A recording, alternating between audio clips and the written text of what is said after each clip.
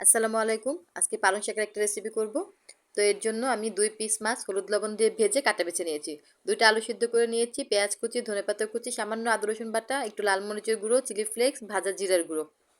স্বাদ অনুযায়ী লবণ দিয়ে ভালো করে মাখিয়ে নিলাম। তারপর এর মধ্যে একটু লেবু রস দিতে হবে আর দিতে হবে সরিষার তেল। দিয়ে আবার ভালো করে মাখিয়ে নিব। এভাবে করে পুরটা আমি তৈরি করে নিলাম। আর যেহেতু বলেছি পালং শাক, কিছু পালং শাক আগে দিয়ে আমি পরিষ্কার করে নিয়েছি। একটা পাতার উপরে আলুর সেই পুরটা দিয়ে দিলাম, আরেকটা পাতা দিয়ে একটু চাপ দিয়ে দিব, তাহলে এটা লেগে যাবে, এটা একদমই খুলবে না।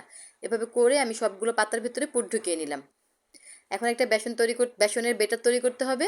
তো এখানে আমি 1 কাপ বেসনের মধ্যে 2 টেবিল চামচ চালের গুঁড়ো, সামান্য হলুদ মরিচ লবণ আর 2 টেবিল চামচ তেল দিয়ে একটা বেটার তৈরি করে নিয়েছি, যেমন করে আমরা আলু চপ বেগুনির বেটার তৈরি করি। এখন সেই বেটারের মধ্যে পালং শাকের পাতাগুলো চুপে গরম তেলে ছেড়ে দিতে হবে এবং আঁচটাকে মিডিয়াম রাখতে হবে।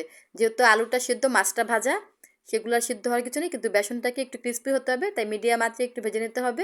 এরকম লাল লাল করে 2টা সাইড ভেজে নিলে হয়ে যাবে। এটা খেতে কিন্তু খুবই ভালো লাগে। রেসিপিটা ফলো করে বানাবেন, অবশ্যই খেতে খুব ভালো লাগবে। আর ভেতরটা কেমন হয় আমি দেখিয়ে দিচ্ছি। এই যে ভেতরটা একেবারে আলুতে ঠাসা, খেতেও কিন্তু খুব ভালো। সবার জন্য শুভকামনা। আল্লাহ হাফেজ।